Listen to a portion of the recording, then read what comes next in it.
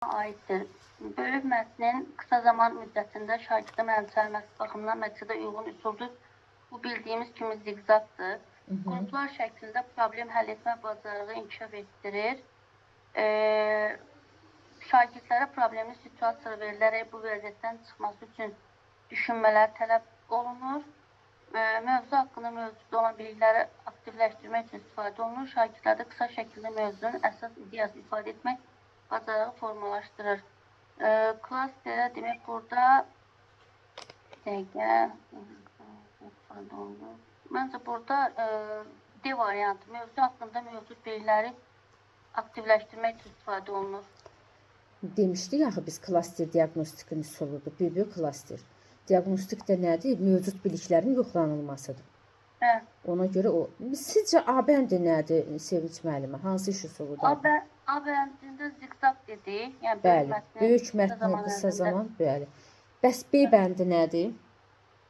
Orada biraz çəşitli problem həll etmə bacarığı deyirsə, məncə burada Bayaq neçə dəfə dedim, problem həll etmə. beyin həmləsi dedik. Beyin həmləsi var. Sonra qərarlar ağacı var, ziqzaq var. Ziqzaq yox, üzr istəyirəm. Qərarlar ağacı, sinektika, beyin həmləsi. Qərarlar ağacı, sinektika, bir də beyin həmləsi. Hə. Aha. Sonra C-də də şagirdlər problemin situasiya verilərək bu vəziyyətdən çıxması üçün düşünmələr tələb edilir. Elə o da beyin həmləsi. Eyni olar. Y variantında yenə qısa şəkildə mövzunun əsas ideyasını ifadə etmək bacarığı olmaqda ziqzaq. Ziqzaq deyil. Yox, mövzunun əsas ideyanı ifadə etmək bacarığı qısa zaman ərzində deyirsə, burada... Qısa zaman demir ha, burada. Bax, indi burada bir məqam var. Qısa şəkildə. Qısa zaman ərzində böyük mətnin öyrənilməsi ziqzaqdır.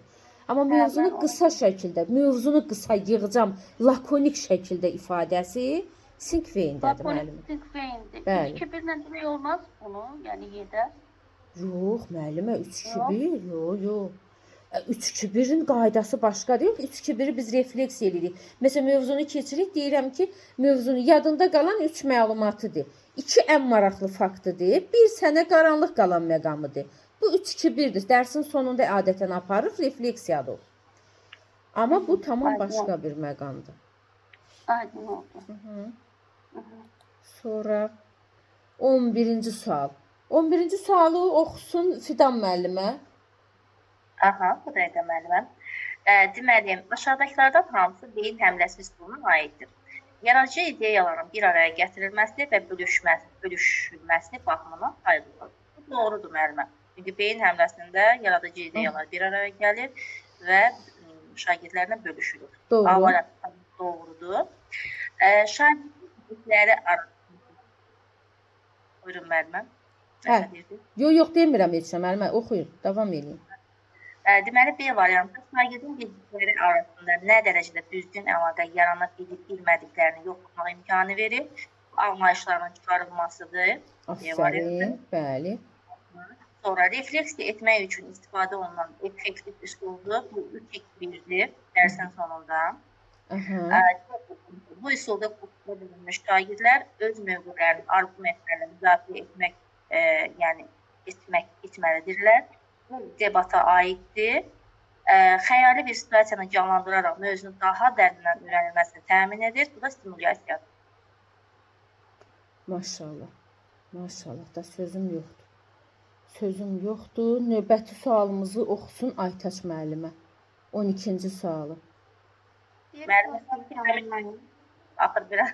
Necə? Fidan müəllimə, necə? Axır dərk eləmişəm, hiss edirsiniz. Hə, müəllimə, dərk eləmişsiniz. Maşallah, bilirsiniz niyə? Əslində çətin deyil, ha. Mən deyim ki, yaman çətin. Sadəcə sayı çoxdur və eyni xüsusiyyət bir neçə iş üsulunda var. O baxımından bunu müəllimlər mənimsəməkdə çətinlik çəkirlər. Amma bugünkü dərsdə hamınıza, biriniz yox, hamınız baxıram ki, yəni keçən dəfəki ilə müqayisədə əməlicə hazırlaşmışsınız. Keçən dəfə söz verdim ki, mütləq bunun üstünə duracağam. Sizə daha yaxşı bilgiler verəcəm. Düşür müəllimlər bu mövzu. Bu mövzu düşən mövzudur. həm də gedib məktəbdə də tətbiq eləyərsiniz də, hansını ki, o deyək ki, maddi texnik bazanız, infrastrukturunuz imkan verirsə, onu sinifdə tətbiq eləyə bilərsiniz. Mən artıq müəllimə tətbiq eləyirəm neçə gündür. Uşaqların marağına səbəb olur. Görürsüz müəllimə, həqiqətən bunu deyən birinci dəfə siz deyirsiniz. Mənim o qədər müdavimlərim bu iş üsulları dərsi keçəndə gedib məktəbdə tətbiq eləyirlər müəllim siniflərində uşaqlara. Hamısı gəlib həmişə dərsdə danışırlar. Bax, hər il bunun şahidi oluram. Deyirlər müəllimə, bugün getdik falan iş üsulunu elədik. Uşaqlar üçün çox maraqlı oldu. Uşaqların dərsə diqqətini cəlb etdik. Həqiqətən bunu etsəniz həm sizin özünüz üçün xeyirdir. Çünki müsahibədə də verilir bu suallar. Hansı iş üsulundan istifadə edirsiniz, necə edirsiniz və s. kimi. Yəni özünüz üçün də faydalıdır. Həm də gedib onsuz da o imtahanı da verəcəksiniz. Yəni düşəcək bu suallar. Bəli. Aha, 12-cini Aytaç müəllimə siz oxuyun. Birinci klasteri tamamlayın. İş üsullarından biridir. Böyük mətnin qısa zaman ərzində mənimsənilməsini təmin edir. Biz bayaq dedik ki, bu ziqzaq üsuludur. Biz ziqzaq axtaracağıq. Bəli. Deyək ki, bu üsulda şagirdlər mövqelərini arqumentlərlə əsaslandırırlar. Bu aiddir debata. Aferin. Xəyali situasiya yaradılaraq mövzunun daha da dərindən öyrənilməsini təmin edir. Bu təlim simulyasiyası. Bəli, xəyali situasiya harda gördün? Simulyasiya. Şagirdlərdə dinləyib anlama, oxuyub anlama kimi bacarıqlar inkişaf etdirir. Bu aiddir, çünki həm oxuyurlar, oxuduqlarında digərlərlə danışırlar. Bəli, doğru. Bu aiddir məncə, o birisi də dinləyir də, yəni. Bəli. Şagirdlər prosesdə bir-birlərinin cavab və fərziyyələrini dinləyirlər. Dinləmək. Hə. Hansına aiddir? Debat da ola bilər də bu. Bir-birlərinin cavab və fərziyyələrini dinləyirlər. O fərziyyələri dinləmək bir müzakirə xəritəsində var. Bir-birlərinin cavablarını dinləmək beyin həmləsində də var. Problemi situasiya qoyulur, hərə bir fikir deyir. Hamı bir-birini, daha heç kimə sən səhvsən, sən düzsən demir. Hamı bir-birinin fikrini dinləyir. Fərziyyələr də dinlənilməsi müzakirə xəritəsindədir. Hərə bir fərziyyə irəli sürür. Deyir ki, müəllimin diaqnostik qiymətləndirmə keçirməsi üçün əlverişli üsuldur. Bu da dedik ki, həm beyin həmləsi ola bilər, həm 3-2-1 üsulu ola bilər, həm də sinif beyin üsulu ola bilər. Yox, sinif beyin yox. Beyin həm müəllimə, diaqnostik üsulu, böyük klaster. Vəssalam. Formativlə çalışdım. Hə. Karusel formativdədir. Beyin həmləsi 2 iş üsulunda var. Refleksiya ilə çalışdım. Belə diaqnostikin üsulu 2 iş üsulunda var. Diaqnostik. Böyük klasterinin biz diaqnostik qiymətləndirmə apara bilərik. Doğrudur. Cavab C variantı. Bəli. Bu da qəşəng. Bu da 2 sualımız qaldı. Birini oxusun Əli müəllim, birini də Əfşan müəllimə. 13 oxuyum mən. 13 oxuyun. Qara və qərarlar aracı iş üsuluna aid ortaq cəhətləri müəyyəndir. Şagirdlərin fikrini lakonik şəkildə ifadə etmək tələb edir. Lakonik qərarlar ağacında olmaz yəqin ki. Yox, yox, lakonik yox. Çünki orada müzakirə genişlənir də. Bəli, lakonik qərarlar ağacında lakonik şəkildə ifadə. Lakonik şəkildə fikrin lakonik ifadəsi nədə var idi? Müəllim. Sinkveyndə. Sinkveyndədir. Ona görə heç o cavab bizə yaxın gəlmir. Bəli. A olan variantdan çıxaq, C ilə yeni çıxaq və tez bazar olsun, çox gecikmir. Aha, maşallah. Şagirdlərdə əməkdaşlıq bacarığını inkişaf elətdirir. Bunu götürəcəyik, B-ni götürəcəyik. A-nı çıxıb B-ni götürəcəyik. Deməli, bizə lazımdır ya A ya da B variantı. B deyib B-si. İmitasiya etmək, təqlid etmək deməkdir. Bu heç birində yoxdur, bu şeydə var, simulasiyada var. Ay, sağ ol, aferin. Şagirdlərdə problem həll etmək bəllikisində də var, B-dır, cavab A var. Maşallah, xoşum gəldi əslində Əli müəllimin test işləməyindən. O qədər abituriyentlərə repetitor müəllimdir də. Abituriyentlərə o qədər indi bilirəm ki, öyrədir bu test işləmə bacarığı, variantları çıxdaş etmək. Ancaq işimiz budur da, bəli. Əslində yaxşı bir şeydir. bilirsiniz, orada vaxt qazanırsınız, Əli müəllim. Bax, orada vaxt, bəzən o qədər savadlı müəllimlər zəif nəticə göstəriblər. Yəni, onların savadı deyil o. Sadəcə onların vaxt bölgüsünü bölə bilməməkləri, vaxt itkisi. Yəni, bugün, bax, o həmin dəqiqə orada, deyək ki, 13-cü sualdan qazandığın o yarım dəqiqəni, bir dəqiqəni başqa bir çətin suala tərtib eləyəcəksən. Yəni, bu sənin xeyrinə işləyən bir vəziyyətdir. Ona görə vaxt bölgüsü çox önəmlidir. Evdə oturub bəzən test işləyirik müəllimlər. Vaxt getmir. Amma orada sizi inandırım, mən yaşamışam da onu. Vaxt uçur. Həm də çox həyəcanlı olursan. Görəsən 50+ yığacam, yığmayacam, necə olacaq? Bəzi müəllimlər məsələn mənim kimisi deyir 50+-ün dərdini çəkir ki, necə olacağam indi? Yığacam, yığa biləcəm, alınacaq, alınmayacaq. Bəzən elə müəllimlər var deyir, görəsən kəsilməyəcəm ki 30. Yəni hər iki halda yenə həyəcan imkan vermir müəllimə. O vaxt bölgüsü, həyəcanın idarə olunması və s. problemlər yarada bilər. Ona görə bu üsuldan istifadəniz çox təqdirə layiqdir. Sonra Əfşan müəllimə buradasınız? Bəli. Hə, buyurun canım mənim. Bu üsul nisbətən iri həcmli məktəblərində iş zamanı aparılır. Vaxtdan səmərəli şərait yaradır, əməkdaşlıq və vərdişlərini inkişaf etdirir. İş tədqiq olunacaq hissələrə bölünüb, nömrələnmə ilə başlanır. Verilmiş xüsusiyyət hansı iş üsuluna aiddir? Müəllimə, burada olacaq ziqzaq. Bəli, mətn üzərində iş ziqzaq. Vaxt ərzində elədir. Aha, bəli, doğru, qəşəng. Bir də yadımdakən bir məqamı da deyim sizə müəllimlər.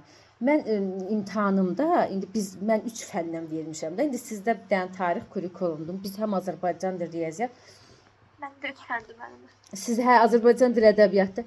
Deməli, mən nə etdim? Əslində mən maksimum dərəcədə həyəcanımı idarə etməyə çalışırdım. Həyəcanım çox idi, dərman içib, yəni sakitləşdirici içib girmişdim imtahana. A4 vərəqində mən işlədikcə, məsələn, birinci sualdan başladım. Azərbaycan dili idi birinci sual. Yəni təcrübələrimi sizinlə bölüşürəm ki, sizə faydalı olsun deyə. Birinci sualdan başladım işləməyə. İşlədikcə, məsələn, gördüm hansına əminəm, yazırdım. Cavablarını vura-vura gəlirdim. Hansına əmin deyildimsə, məsələn, onun üzərinə qayıdacaq və yaxud da ki, məsələn, görürəm ki, o mənim düşünmə vaxtımı alacaq, mən onun üstündə qalmadım.